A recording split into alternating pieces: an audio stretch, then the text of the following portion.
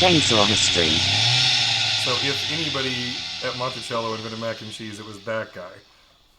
Probably. Yeah. I don't think it was a thing anyway. Anyway, fuck Thomas Jefferson. So historically, he's very interesting. Thomas Jefferson's one of those guys that I completely admired and quoted the shit out of when I was younger, all the way through my libertarian phase, and now at the same time I learned more about him. It's oh yeah, piece of shit, and certainly not as courageous or as cool as he liked to pretend he was. No, he was real good at talking shit though. Yeah, big fucking mouth on him. Alrighty, let's talk about other people who have big fucking mouths on them. So speaking of people who didn't invent macaroni and cheese, which could be anybody, but in this case... I was about to say, that's literally pretty much everyone. Everyone except Thomas one. Jefferson? Yeah. Yeah, in this case, we're going to be talking about Frances Perkins Part 2. But first, let's introduce ourselves. This is Chainsaw History. We are the podcast where we take the important figures of history and give it the same respect a truck driver gives a gas station urinal. But not today, because Frances Perkins deserves our respect. Yes, today we're lifting up instead of smacking down like we usually do. I'm Jamie Chambers. This is my sister Bambi. Hello. And we are a comedy/history/whatever podcast. I'm a guy who took some history classes in college, but I am not a historian. I just play one on pretend radio. I'm just here for the ride. We are back to continue the story of Frances Perkins, who is now the Secretary of Labor under Franklin Delano Roosevelt. After working for the betterment of the poor and working class for decades of her life in Philadelphia, Chicago, and New York, before moving to Washington, D.C. at the insistence of the president-elect. But before we dive back in, I thought we'd start with a poem. Poem? A poem. So, in 1932, Mount Holyoke College, the all-women alma mater of Frances Perkins and many other women, began a tradition of seniors singing Bread and Roses as part of their graduation ceremony. The song lyrics are taken from a poem written by James Oppenheim, first written in 1911 and later published in an anthology by Frances's own friend Upton Sinclair. So the poem takes its key phrase from an important speech in the movement for women's suffrage during an automobile campaign all over the state of Illinois. So these ladies organized cars full of women, they drove all around the state with signs and gave speeches on street corners and hosted special events, all to promote the women's right to vote. And isn't this also a song? Because I think I've heard it. Yes. No, you They absolutely put it to have. music. Yeah, so it started, so basically I'm kind of giving you the background of this for a reason. So it started as a phrase that came out of the women's suffrage movement. So during this automobile campaign in Illinois, and this is to support the actual constitutional amendment to allow women to have the right to vote, Helen Todd was a state factory inspector, and she gave this speech and later published it in an article. Quote, "Not at once, but woman is the mothering element in the world, and her vote will go toward helping forward the time when life's bread, which is home, shelter, and security, and the roses of life, music, education, nature, and books, shall be the heritage of every child that is born in the country, and the government of which she has a voice." Unquote. So it was a really good speech, got a lot of traction. So Oppenheim really caught on to the whole bread and roses phrase and put it into verse. "As we come marching, marching in the beauty of the day, 1,000,000 darkened kitchens, 1,000 mill lofts gray, are touched with all the radiance that a sudden sun discloses, for the people hear us singing, bread and roses, bread and roses. As we come marching, marching, we battle too for men, for they are women's children, and we mother them again. Our days shall not be sweated from birth until life closes. Hearts starve as well as bodies. Give us bread, but give us roses. As we come marching, marching, unnumbered women dead, go crying through our singing their ancient song of bread. Small art and love and beauty their trudging spirits knew. Yes, it is bread for which we fight, but we fight for roses too. As we come marching, marching, we bring the greater days of rising of the women means rising of the race. No more drudge and idler, tend that toil where one reposes, but a sharing of life's glories, bread and roses, bread and roses." So the pairing of bread and roses caught on with the working women first, as Helen Todd was the first to connect the right to vote for women with the unfair conditions and demands made upon them in the industrial world without allowing them a voice or a say in the government, which is supposedly, by the people and for the people.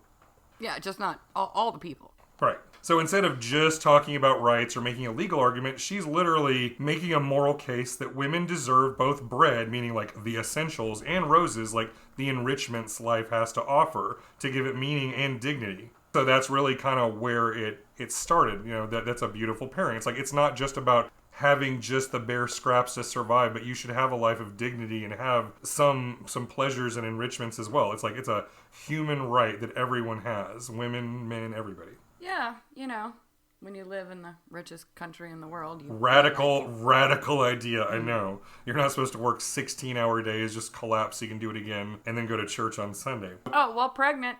Don't forget while pregnant, also having small children. For sure. So one of our sources for this episode is the documentary Summoned, Frances Perkins and the General Welfare, and it plays this song during its closing credits. It's been adopted by labor organizers and even abortion rights activists throughout the world over the years. It's also worth noting that Bread and Roses also inspired the logo for and is the name of a caucus within the Democratic Socialists of America. Current members of the DSA include House Representatives Cori Bush, Rashida Tlaib, and Alexandria Ocasio-Cortez.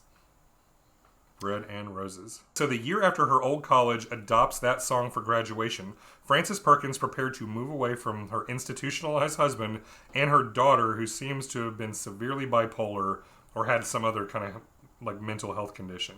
I'm not at all qualified or informed enough to diagnose anyone, but it really seems like Susanna Perkins inherited her dad's issues. And even though she lived to be an old lady, she had problems. Like her mother had to support her until the day she died. Yeah, that happens. So Frances is going to leave both husband and daughter behind to move to D.C. But as we mentioned last time, she absolutely did not actually want this job at all. But instead, it was like when the president called on her, she felt like she had a duty. She was going to do this job. She was going to do it right. So, called to serve, this is what Frances Perkins had to say herself. Quote, "I came to Washington to work for God, FDR, and the millions of forgotten, plain, common working men." Unquote. And she was not about to make this incredible sacrifice to her family and her privacy to just be like a placeholder. Just be like, ooh, I'm the first woman cabinet member. Yeah. She knew from her time in New York that FDR could go either way when it came to labor. So if she was going to serve, she was going to get some shit done. She only accepted the position under her own terms. According to the Frances Perkins Center, quote, "She outlined for him a set of policy priorities that she would pursue. A 40-hour work week, a minimum wage, unemployment compensation, workers' compensation, abolition of child labor, direct federal aid to the states for unemployment relief, Social Security, a revitalized federal employment service, and universal health insurance." That was her checklist going in. And she's like, you want me to do this job, you got to promise to back me on every single one of these things, or I'm not doing it. Roosevelt is quoted as saying, "I suppose you're going to nag me about this forever," which she assured him that she would. And with that, he promised to back her on her wish list during her time in the cabinet. Only one of two people to stay with Roosevelt for his entire presidency, which, as we both know, was really fucking long. Yeah. He had a nice long run. Yeah, longer than literally anybody else. Yeah. And it's likely... And I guess this is one of the reasons why he got a lot of shit done. Yeah. A lot of the stuff he's most credited for, at least when it comes to like the New Deal, is all her. World War II, that's outside of her realm, but that's a whole other story. So it's likely that their time together in New York is where Frances learned exactly how to deal with Franklin. In fact, she wrote the book on it. Literally. After the president's death, Frances wrote a biography titled The Roosevelt I Knew, which was a bestseller, considered one of the definitive, Roosevelt biographies for a while. In it, she described a leader who was always most influenced by whichever advisor had his ear, and often whoever was the last person he met. I have had a boss exactly like that. That's just whoever the last person who made a good case was the person they would always listen to. So that's why she had a system for giving FDR no wiggle room when it came to their plans and agreements. As described by David Brooks, quote, "Before her meeting with the president, she would prepare a one-page memo outlining the concrete options before him. They would go over her outline and Roosevelt would state his preference. Then Perkins would force him to repeat himself. 'Do you authorize me to go ahead with this? Are you sure?' They would have a little more discussion, and then Perkins would underline his decision a second time. 'Are you sure you want item number 1? Do Do you want items number 2 and 3? You understand that this is what we do and this is who is opposed? The purpose of this exercise was to sear a photograph of the decision into Roosevelt's memory. Then she would ask him a third time, asking him whether he explicitly remembered his decision and understood the opposition he would face. Is that all right? Is it still okay? Unquote. She said this technique also worked with 10-year-old boys. Yep. So she got really good at managing FDR and making sure he had no room to say, what are you talking about? I didn't agree to this. It's like, no, we went over this over and over again, and I made you write it down. Yeah. Because also, at that point, if he's like, oh, I don't remember that, he also looks like a complete and total buffoon. However, he would also warn her a lot. Like, he would send her on stuff, on missions, even letting her know going in, like, if you get away with it, I'll back you up. But if you... But if this goes bad, I've never heard of what you're talking about, and I'll hang you out to dry. I mean, she, unlike her relationship with Al Smith, the former governor of New York, she didn't actually trust FDR, which is why she kind of had to manage him. But she also knew with him, she could get a lot of stuff done. So she had a lot of challenges in her new job, even without this ambitious wish list. For one thing, back then the United States Border Patrol was under the umbrella of the Department of Labor. So, literally, Border Patrol is suddenly her problem. And it kind of made sense, because right back then, for the immigrant and migrant labor have always been a huge part of our country, and especially during this point of waves of migration and the Industrial Revolution, Yeah, and, it's an important part of our industry now, and apparently we've forgotten that. But at this point, it was explicitly, the Department of Labor was directly in charge of that. And I mean, it's only, the idea of even having a closed border was only 10 years old. Border Patrol had only been established during the Immigration Act of 1924. And, racism and brutality against foreign-born workers were so common at this point that Frances had already been speaking out against Border Patrol years before she'd even, became their boss. So, according to the documentary Summoned that I mentioned earlier, quote, Perkins inherited a corrupt labor department that had become a platform to shake down and harass foreign workers who were arrested, denied lawyers, and held without charges. After putting an end to the corruption, she issued a memo to employees to treat aliens in a manner worthy of the dignity and professed humanity of the United States. Unquote. Sadly, these reforms didn't last very long. The White House eventually placed Border Patrol under the authority of the Department of Justice, and over the decades, the laws and practices only made things worse over time. To this day, U.S. Border Patrol remains arguably one of the most brutal branches of the federal law enforcement. Just a bunch of white supremacist thugs, and ICE is horrible and should be abolished. But at least she tried to make Border Patrol suck less while she was in charge of it. So, good for her. Good for her. She didn't succeed. This was one of those areas making Border Patrol not suck. But that's okay. She's one woman. Yeah. Couldn't enact permanent change there, but she at least gave it a shot. Now, while the press would often call her Ma Perkins, in person, Frances insisted on being called Madam Secretary, and with her fussy New England insistence that would require the respect her office and experience demanded. This is in the face of chauvinistic labor leaders who were angry they were passed by in favor of a woman, because a lot of high-level labor organizers really thought they should have the job and not some chick. I'm sure. Yeah, I'm fucking for sure about that. Yeah, she had to deal with just stupid sexism the entire time she was in office, or held her position. If she were in office right now, she'd have to deal with stupid sexism. I can only imagine being the very first one in office. That would just be fucking terrible. Ugh.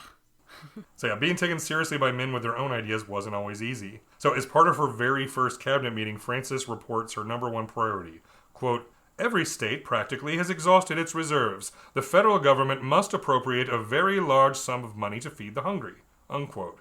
But Roosevelts are going to Roosevelt, and if there's one thing that a Roosevelt loves, it's trees.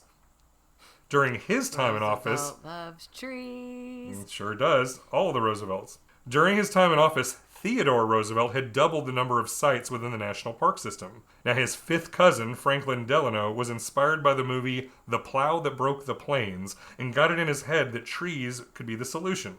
Just take all the unemployed men and send them out into the wilderness to plant more trees. See this as being problematic. There is an issue here.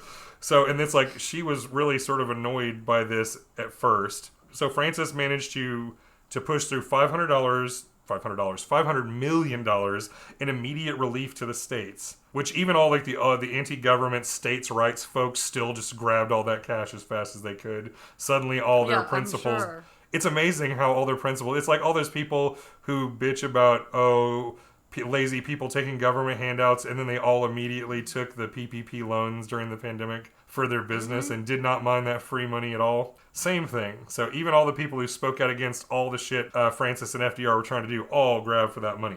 Meanwhile, Frances had to deal with the creation of the Civilian Conservation Corps, a program she was intensely skeptical of from the outset. Quote, "How wonderful it would be to have groups of these men to take a train to go into the woods.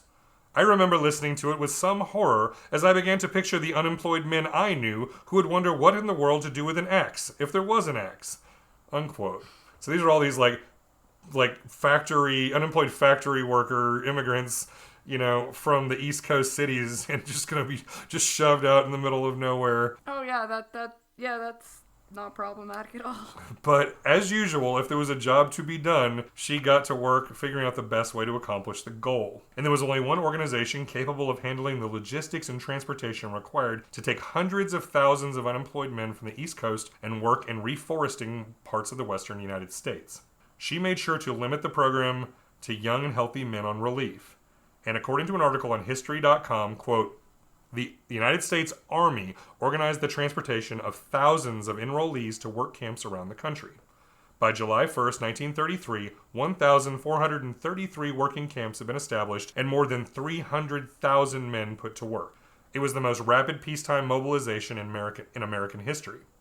Under the guidance of the U.S. Forest Service, the National Parks Service, and the Departments of the Interior and Agriculture, CCC employees fought forest fires, planted trees, cleared and maintained access roads, reseeded grazing lands, and implemented soil erosion controls. Additionally, they built wildlife refuges, fish rearing facilities, water storage basins, and animal shelters. To encourage citizens to get out and enjoy America's natural resources, FDR authorized the CCC to build bridges and campground facilities." Unquote. So it was a huge thing so Frances got the United States Army, and it was like literally run like army camps. They even wore like spare uniforms and used, army gear. Yeah. I still see this as being problematic. I mean, starting with the phrase work camp.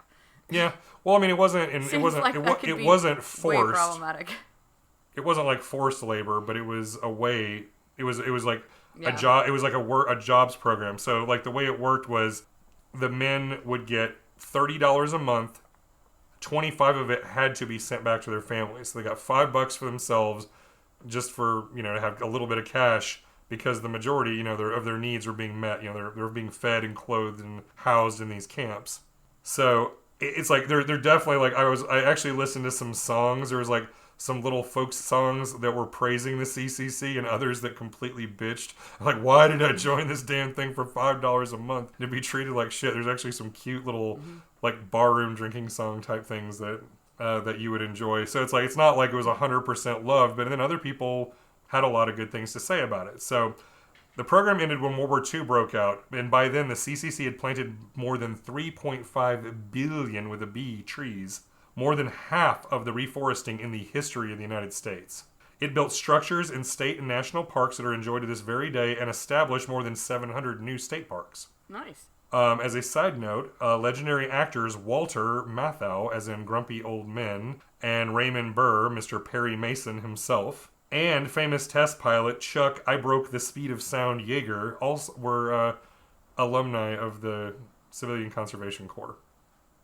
Oh, that's cool. So they're young men. They were out there doing their thing, getting their $30 a month. So while this is going on, Frances did not have a permanent home in D.C. until a friend offered her a place.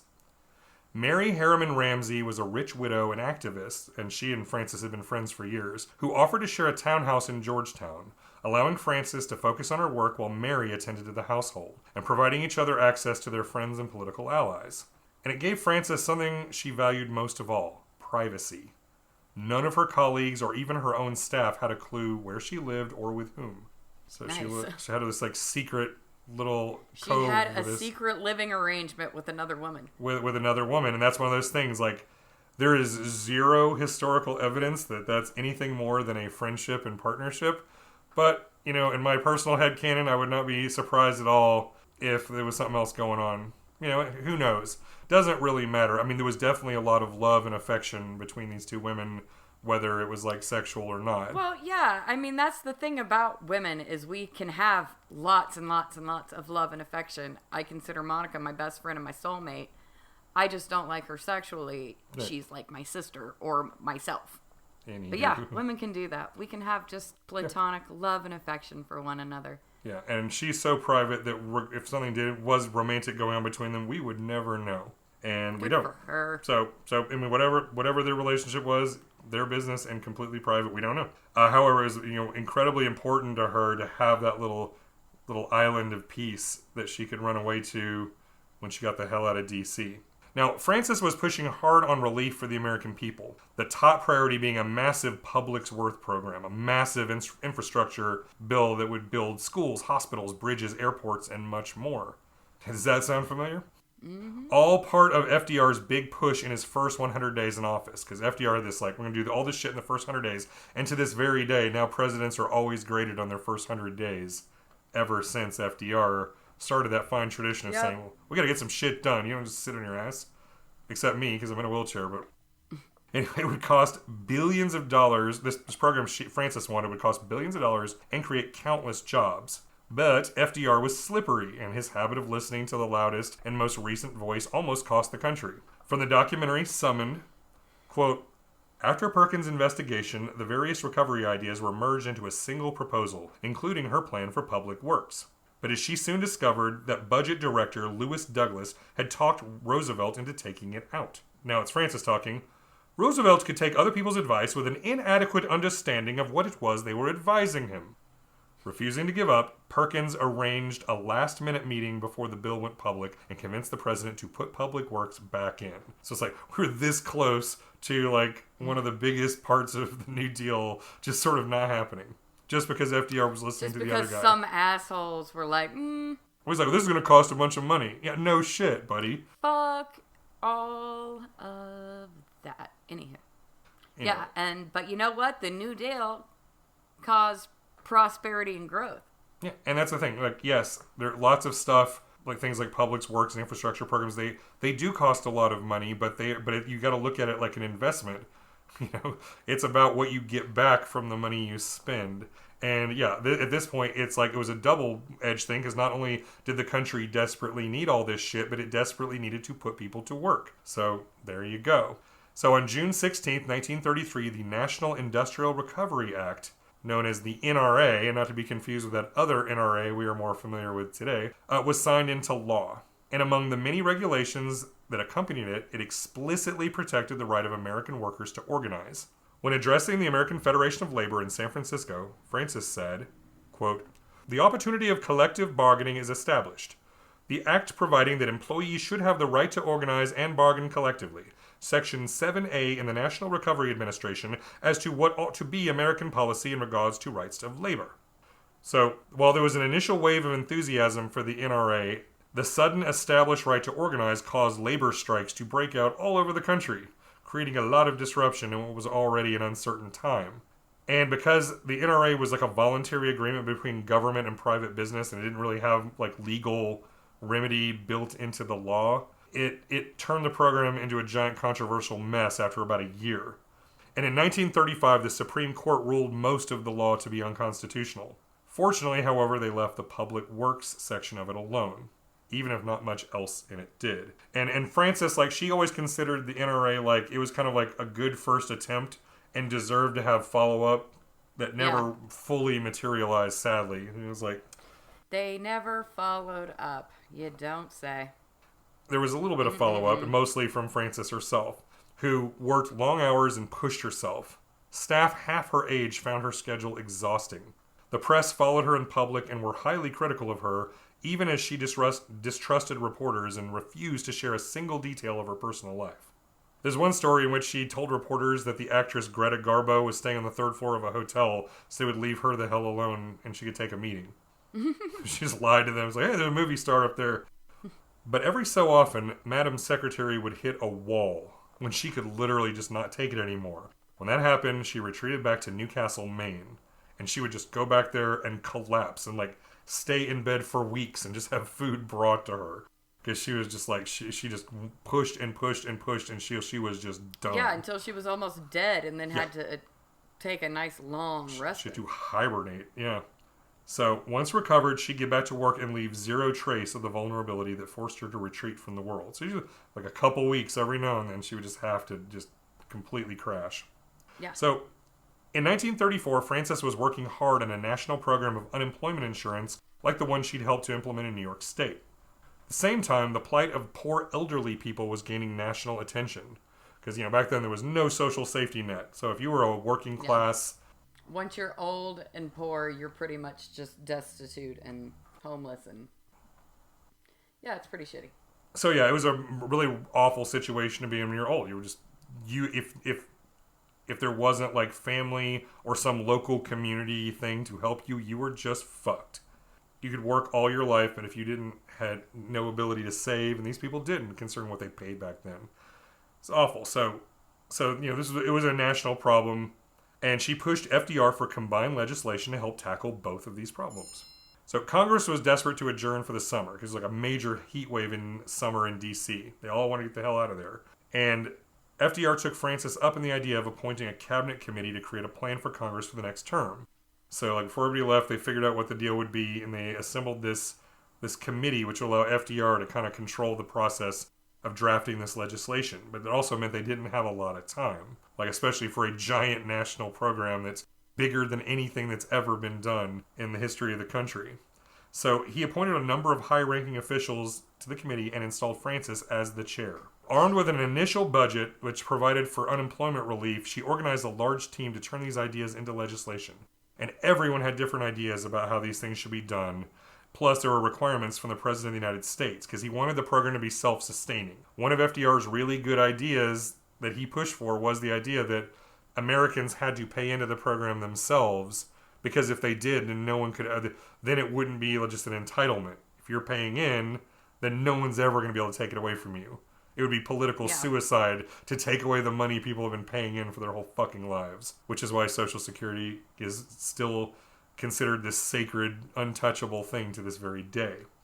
Yup, even though they still, use the funds and... Oh yeah, and they certainly tiptoe and mess with it and talk about age of eligibility and all that. So, having already seen what the Supreme Court could do to some of her ideas, Frances had to make sure they'd actually be constitutional, because she already saw what happened to the NRA when most of that got wiped out by a judicial decision.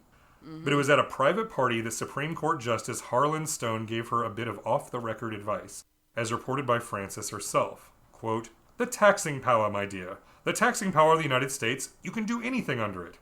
I went back to my committee and I never told them how I got my great information. As far as they knew, I went out into the wilderness and I had a vision." Unquote.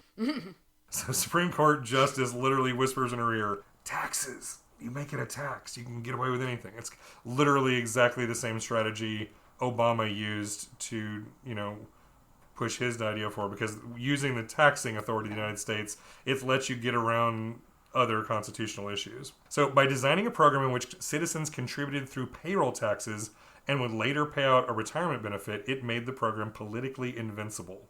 It would deliver the government checks to recipients through the United States Post Office, another constitutionally guaranteed institution. So, yeah. And it had a name we're all quite familiar with these days, Social Security. The program that literally kept my daughter alive during cancer treatment. So, kind of think it's cool. Our dad spent many years receiving... So, now Frances had to convince the American people. On a radio address, she described it, quote, "It includes provisions for unemployment insurance and for old age pensions or old age insurance, for the paying of regular and steady and fair income to the people who may be laid off through no fault of their own in the next depression." Unquote. On the last night they had, Frances brought the committee to her house and locked them inside with a bottle of scotch until 2 a.m, and they managed to complete what had once seemed completely impossible: a comprehensive national legislative proposal for Social Security done in 6 months. Wow. The bill included unemployment insurance, old age pensions, and universal health care. Now she had to roll up her sleeves and push the bill through Congress, even as her personal life took another turn for the tragic. So, The end of 1934, Frances's dear friend and housemate, Mary Rumsey, fell from her horse while out hunting and died from her injuries. Oh, that sucks. Yeah, she was doing. That's what you do in rich people, like hunting, and had an equestrian accident. She died, and so Frances lost the home that had been her local refuge, as well as the supportive relationship that she'd relied on during all this time. But there wasn't any time for her to feel sorry for herself. There was work to be done, as usual. There was a rival plan being touted in newspapers and street corners to Social Security, dreamed up by a doctor named Francis Townsend. So yes, we have Frances versus Francis up in this podcast. Awesome. Francis Townsend's popular plan, which, like I said, initially super popular, said that every American over 60 would receive $200 a month paid for by a 2% national sales tax. And it wasn't just like a sales tax, it was like a sales tax it was called a transactional tax. Like any business transaction of any kind would be subject to this 2% tax. And by law, the recipient of the funds would have to spend all of it within 30 days, which is interesting. I have no idea how that would be enforced. Yeah, what? They can't... Okay. And if all that... No, if all that... Yeah, exactly. There was some flaws in the Townsend plan, but it sounded so good in terms of, like, easy street corner rhetoric. Because if all that mattered was national popularity, the Townsend plan would have been what we ended up with, even though it was doomed from the outset. I mean, it's easy to imagine. You understand, $200 a month was double what the average American worker earned in 1934. So that's like, suddenly you hit 60 and you're suddenly making bank every month, but you were required by law to spend it all. And it was all paid for by this small transactional tax. But when, like... Yeah, that's fucking problematic and weird. Yeah. And then when actual, like, economists... That wouldn't have worked. Yeah, when economists actually broke it down, like, this sounds great until you realize that the tax only covered less than a third of what the payout would be. So if you actually wanted to fund the program, you'd need to possibly tax up to 14% on every single transaction in the United States. And suddenly it doesn't sound so great. Yeah. A month check or whatever. But at the same time, okay, yeah, and maybe that won't even raise up. What about people who made more than that? Or, you know... No, yeah. The whole thing sounds stupid and problematic. Completely messed up. Well, this way it had nothing to do with that. Like you hit 60, it didn't matter whether you're working or not. This plan is just the moment you hit the age, you start getting the money. And because it was so much higher than what regular people made, like it essentially would have been a giant transfer of wealth to just old people everywhere. It's a very strange idea. Huge influx of wealth, then they immediately had to spend. But they had to spend it all or be subject to penalty. Like I said, weird plan. So, but there were 25 million signatures in support of Dr. Townsend's idea, so they really had to fight against it in Congress. Frances was accused in public and on the floor of Congress. She was accused of being a guess what, Bambi? A communist? Yes, socialist, basically, yes. Clearly trying to take over the government from within. Yep. It took her additional 7 months of wrangling, negotiating, speeches, radio addresses, articles, letters, and backroom deals to push this damn thing forward. She probably felt like she aged 10 years in this 1 year, having to wheel and deal all these asshole lawmakers. Now, old age pensions were the most popular part of the bill, so they kind of moved things around so it was in the front of it was like front loaded. So okay, the thing everybody likes is up front, the old age pensions. Next, before unemployment insurance, which was a little bit more mixed, along with workers' compensation and aid for the poor and disabled. And unfortunately, the one place that the socialism label stuck was the plan for national health insurance. So yeah, we could have had universal health care before World War II. But they were such dicks about it. Imagine it was that. Not going to happen. But finally, on August 14th, 1935, FDR signed the Social Security Act. Now, a woman named Maureen Mulliner was an assistant to an important senator during this whole process, and she's quoted as saying, quote, "I don't think President Roosevelt had the remotest interest in a Social Security bill or program. He was simply pacifying Frances," unquote. Oh my goodness. So the greatest things that he did in office, At least that one chick, she worked for Senator Wagner, who was definitely on Frances's side of the aisle. Did it for Frances. Well, at least he fucking did it. He did it. I mean, he kept his promise to back her. Frances was not one to sit on her laurels. She kept working on her wish list. The National Labor Relations Act of 1935 reestablished the rights of workers to collectively bargain after the Supreme Court had knocked it off. And this led to a huge rise in union membership throughout the country. In June of 1938 saw the passage of the Fair Labor Standards Act. This created the federal minimum wage, at the time 25 cents per hour, and set maximum working hours of 8 hours per day, 44 hours per week for most workers. Child labor under 16 years old was banned completely, and under 18 you couldn't work at any kind of hazardous job that, was riskier for injury. She didn't want children murdered. Hooray! Oh, you don't want, I guess seeing a couple of children taking their smoke break with their one good hand they have left after the other one got mangled. Yeah, well, machines. That probably lost its charm after she saw dozens of little girls die out of a window. Yeah. So, except for universal health care, Frances had achieved her wish list within 5 years, holding the position. Wow. With the exception of the universal health care, she just got old people and young children health care. So, these triumphs are where the documentary Summoned chooses to end, because her mark clearly made on American life that lasts to this very day. But Frances would not only live for decades more, she served an additional 7 years as Secretary of Labor, all the way until Roosevelt's death in 1945.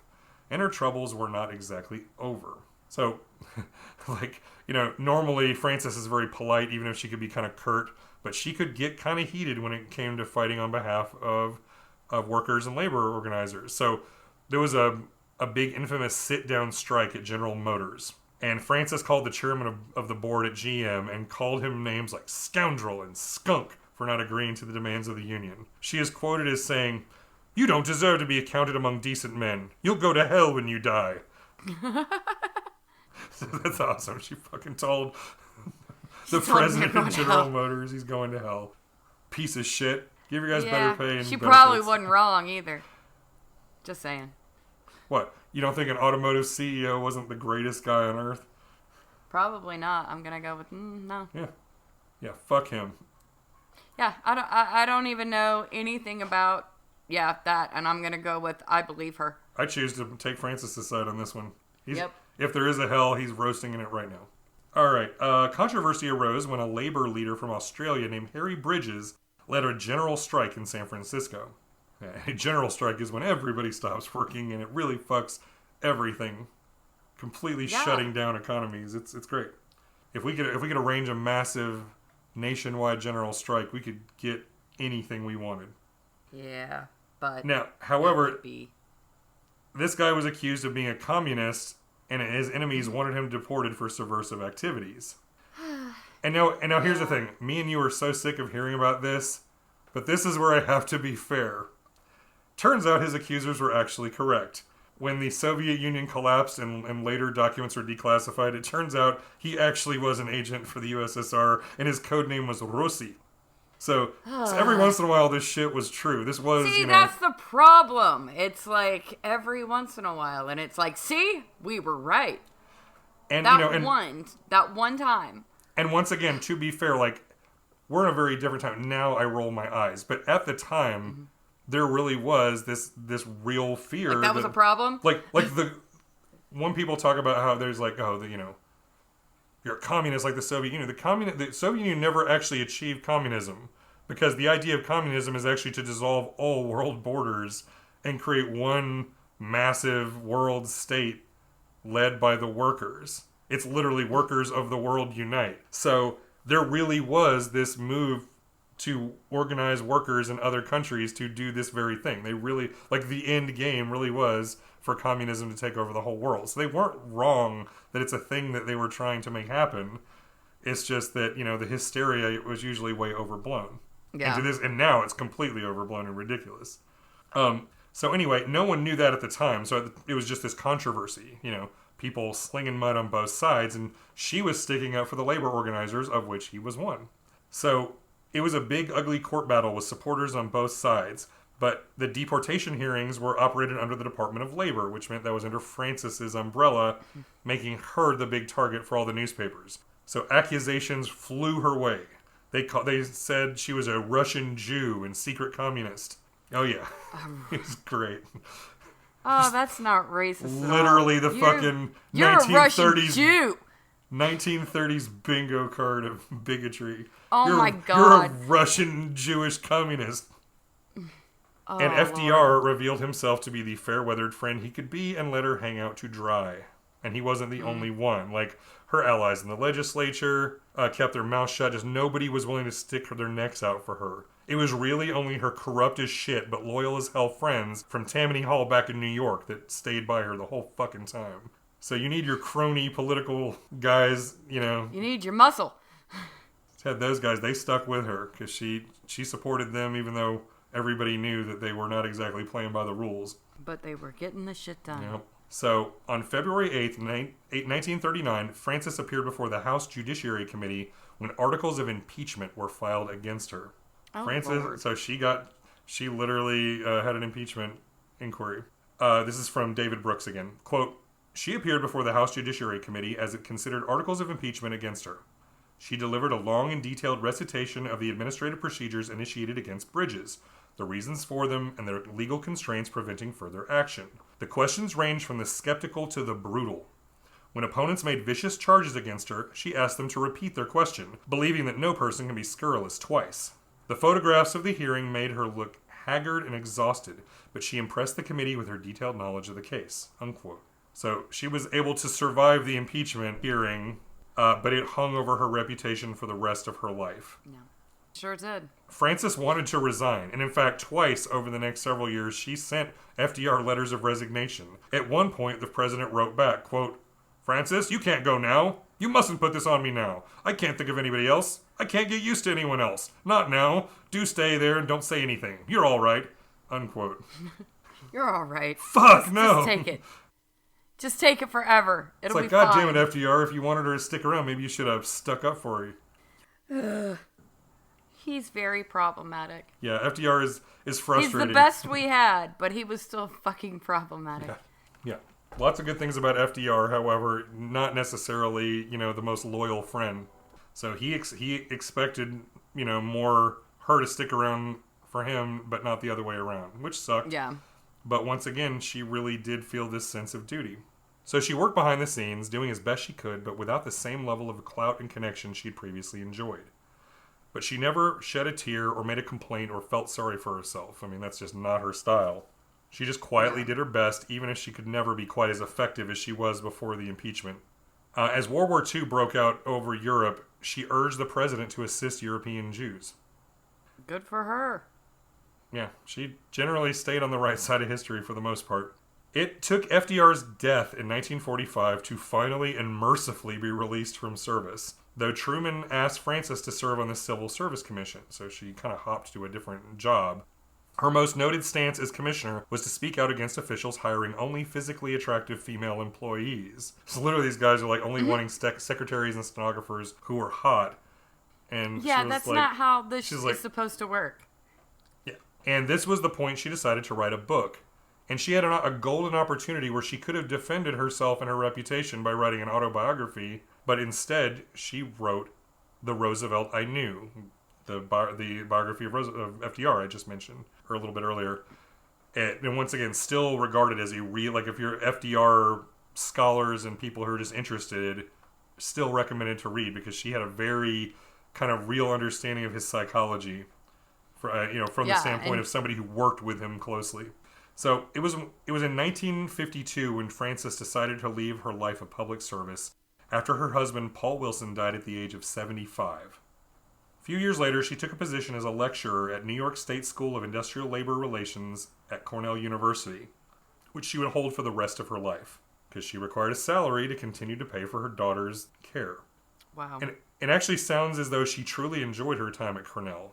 According to Brooks, quote, "At first she lived in residential hotels during her time in Ithaca, but she was then invited to live in a small bedroom at Telluride House, a sort of fraternity house for some of Cornell's most gifted students. She was delighted by the invitation. 'I feel like a bride on her wedding night,' she told friends. While there, she drank bourbon with the boys and tolerated their music at all hours. She attended the Monday house meetings, though she rarely spoke. She gave them copies of Baltasar Gracian's The Art of Worldly Wisdom, a 17th century guidebook by a Spanish Jesuit priest on how to retain one's integrity while navigating the halls of power. She became close friends with Alan Bloom, a young professor who would go on to achieve fame as the author of The Closing of the American Mind. Some of the boys had trouble understanding how this small, charming, and unassuming old lady could have played such an important historical role. Perkins' biographer Kirsten Downey is quoted as saying the time in Telluride House as probably the happiest phase of her life. So here she is right at the end having the best time because she has a lot less responsibility. She's just a teacher now, basically. She's giving these lectures. She has a really light job compared to what she was doing before. There's a lot of lightweight. Now she's just imparting her wisdom on the younger generation, all while drinking and hanging out with a bunch of college-age dudes at night and just having a blast. So there's like partying with this little old lady who literally created an important chunk of America as they knew it. I bet it would be fun to be one of those dudes. Yeah. I mean, it's like hanging out. And again, they were gifted students, so they were all intelligent. Yeah, I mean, as long as you were up for an intellectual conversation, I bet she would have been a blast to just like drink whiskey and talk bullshit with. And when I mean bullshit, it would be like, history and politics and, philosophy and religious thinking. I mean, she had a lot of stuff to say and a lot of strong opinions. So Frances never traveled by airplane, always taking a bus or train to her destination, and later in life always kept a copy of her last will and testament in her purse because she said when she died, she wouldn't cause any trouble. She's like, yeah, when I croak, my will be right there. You'll know what to do. On May 15th, 1965, the Associated Press released the following, quote, Frances Perkins, first U.S. woman cabinet member, whose three-cornered hat became a symbol that enraged New Deal opponents, is dead at the age of 83. The colorful, controversial Secretary of Labor under Franklin D. Roosevelt from 1933 to 1945 died Friday night in Midtown Hospital on Manhattan's East Side. She had left her post as lecturer at New York State School of Industrial Relations at Cornell University 2 weeks ago and was admitted to the hospital for routine examination. She suffered a stroke in the hospital. The vivacious little lady, who was known as Madam Perkins, was alone when death came. Her daughter and son-in-law has visited her during the day. Unquote. Okay. So her daughter required care, but she was still able to get married? Yeah. I don't really know. I didn't look into as many details as I should have of her daughter Susanna's later life. I do know this. Susanna Perkins, whatever her married name was, she lived to 2003. Okie dokie. So even though she had a very difficult life with mental instability issues, she physically, was healthy enough to live to also be really old lady like her mom. So now that we've reached the end of her life, it's difficult to sum up everything that she did and all of her accomplishments. She worked her entire adult life for the benefit of the poor, the immigrant, the worker.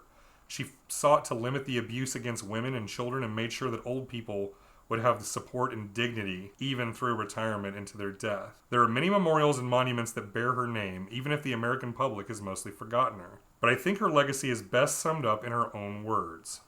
Quote, I have spent most of my adult life in the service of the people of my country, working to improve their living and laboring standards. I have done what I could in my time to make this country of ours a little nearer to our conception of the city of God. Unquote. So yeah, as one thing, she never lost her religious beliefs. It's just for her religious beliefs were about service. And not just on some little scale, but like a big one. Like, we got to make this whole world better for everybody. Yeah, well, that's amazing. Yeah, her Christianity actually involves serving the poor and the sick and the old. And it's like... And the young, the very young. Mm-hmm. And that's there we go. That's it. That's Frances Perkins. Woohoo! Yeah, Yeah, no, I like her a lot. It's like... It's kind of her own fault that we don't know more about her and that her name isn't celebrated more, not to mention that her enemies kind of trashed her toward the end of the biggest chunk of her career. I almost like that. And, she had the opportunity to be like, I could spill. And she was like, I don't want to. That's the thing. She didn't actually care. Off. Like, she would, I'm convinced she would think we're wasting our time talking about her right now when we could just be pushing forward that universal health care thing that mattered a lot to her and never got done. Yeah, but at the same time, in order to really move forward, you had to look backward a little. Yeah, for sure.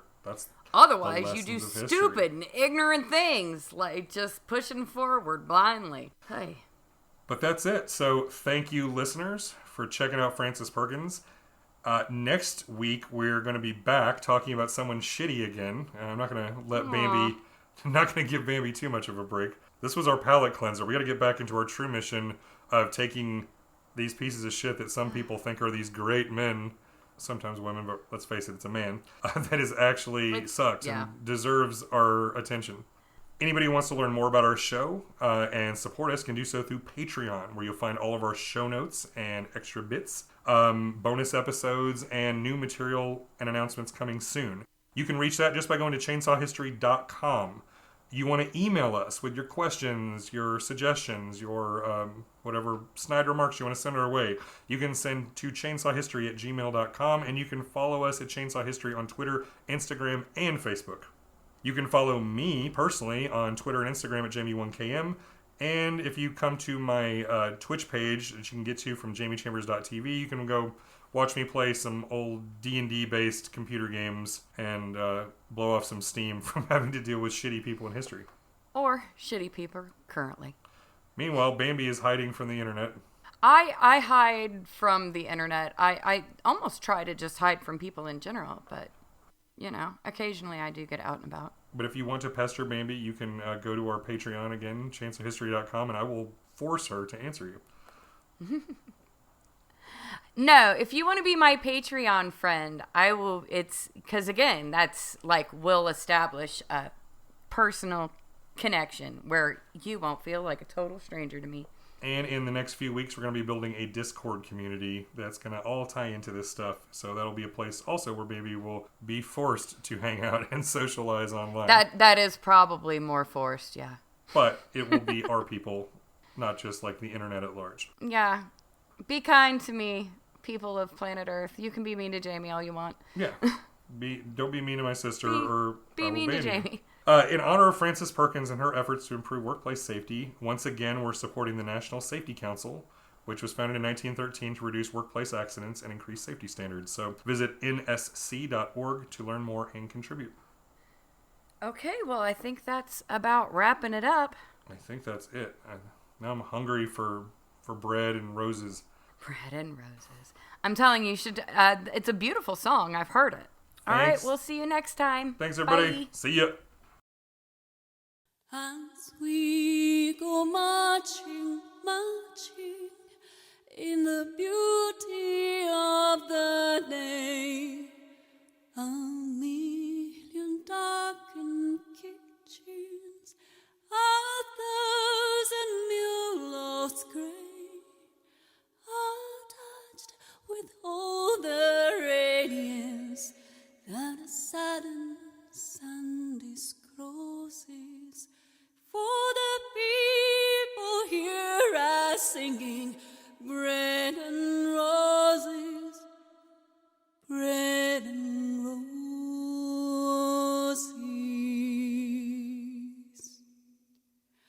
As we come marching, marching, we battle to for men, for they are in the struggle, and together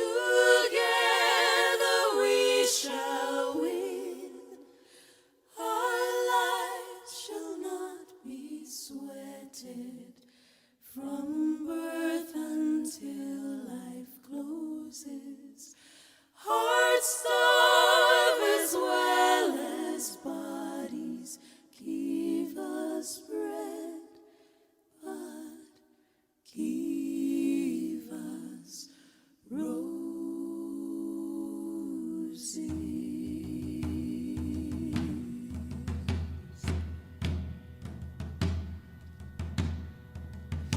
As we come marching, marching, unnumbered women dead go crying through our singing, their ancient strife for bread, small art and love and beauty, their trudging spirits new. Yes,